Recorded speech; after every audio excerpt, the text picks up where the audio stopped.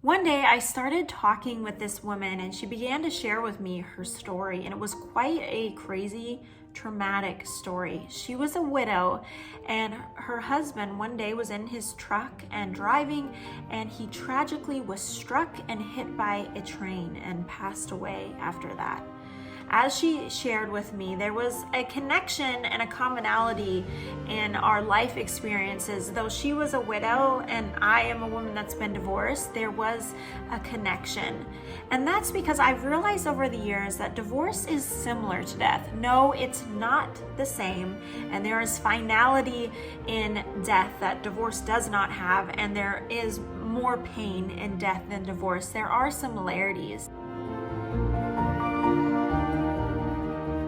Today, I want to share 3 reasons I believe that divorce is like death. And I'm not just going to stop there because that would be probably a pretty depressing video, though I do think it helps us have the right mindset to understand our feelings and our emotions and what we're going through if we're going through divorce. But I want to share in response to that 3 hopeful, positive action steps you can take as you journey through divorce.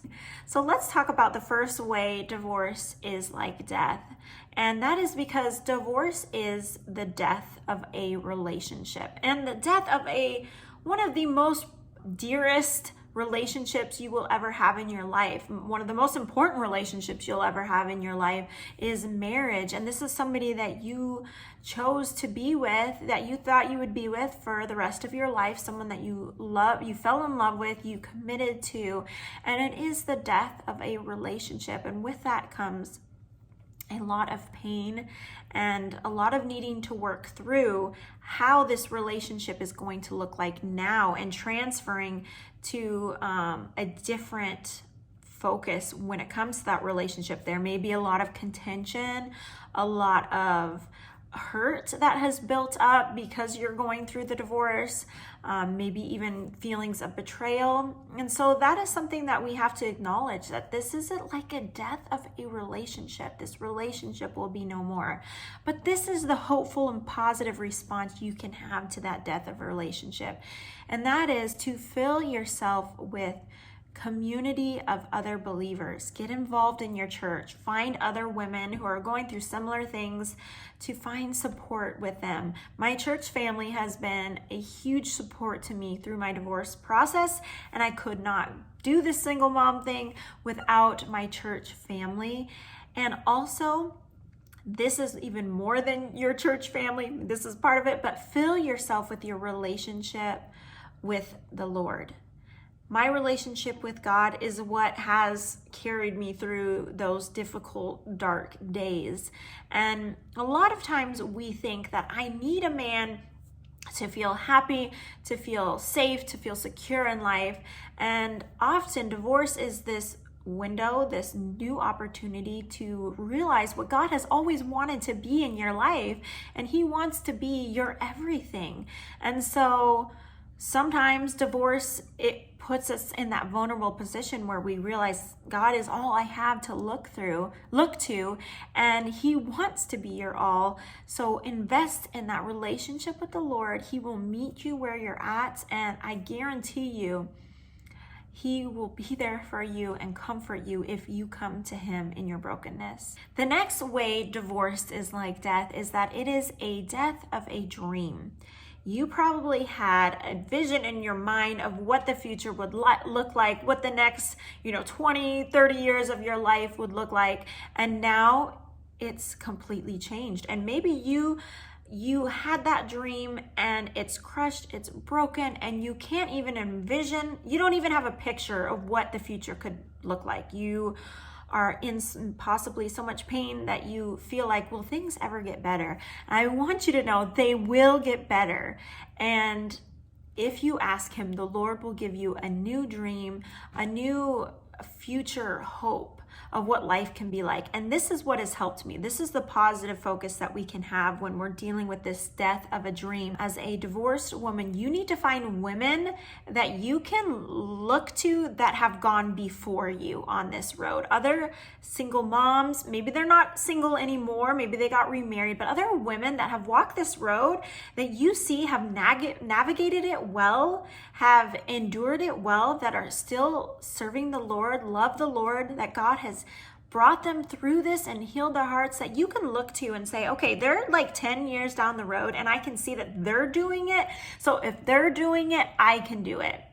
And this has really helped me. There were a couple women during my separation, so I was separated for 3.5 years, that I was able to look to get advice from, encouragement from, and they were just really able to speak into my life because they had been through it. They knew what it was like and they had come out the other side. And even now, recently, we went over to a friend's house and she's a woman that has older children. She's been divorced for a while now, and just seeing her living life, enjoying life, kind of gives me a hope and just kind of a vision of what life could be like. If I'm still single when I'm 40, 50, like I'm going to be okay because I see her and she's okay and God has given her the grace to make it through each day. So I'm going to be okay too. The last way divorce is like death is that it is the death of a lifestyle. I mean, there's a guarantee that most people that go through divorce experience a change of lifestyle. Their income has changed. Maybe their living situation has changed. If you were a stay-at-home mom and now you have to go to work, or you were dependent upon a 2-person income, your lifestyle has probably changed. And with that can come feelings of embarrassment, like, oh, I didn't need government assistance now, but now I do with things. Or even feelings of comparison, like, my other friends that are at the same age as me, they're in a totally different lifestyle than I am. And, you're starting over in life in a sense. I really believe that divorce, you're starting afresh in life.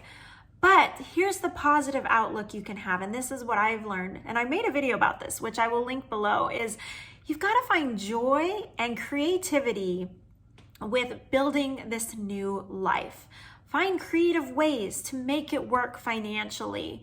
Find joy in the little things, the things that don't cost much money, time with family. Me, I love going to the thrift store. That brings me joy, and it's a creative way that I can find clothes for myself, and even we get toys for the kids there sometimes.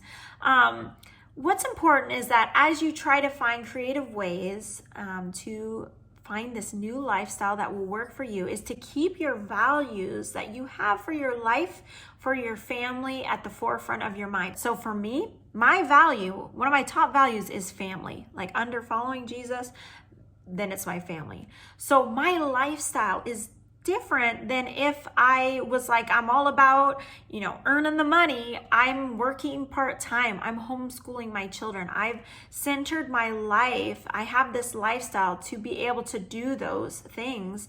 And money is not my top goal, though it's a priority. I got to put food on the table. I got to, provide for my children, but it's not my top goal. So here's the thing. Divorce may be a death of something, but it's also the beginning of something new. And it may not feel like that for you right now, because you may be feeling that how could life ever be different than how painful it is right now. And I want you to know that God is so good that even in the most traumatic situations, when we submit our lives to Him and what He wants to do, He brings goodness out of the most painful situations, because that's what He did in my life. And if you want to hear my story if you haven't watched it yet, of how I became a single mom when I was 7 months pregnant and had a 3-year-old daughter, and how God brought me through that, you can watch that video here. I hope it encourages you. And that's all I have to share with you guys today. Thanks for watching, and I'll see y'all in my next video. Bye, guys.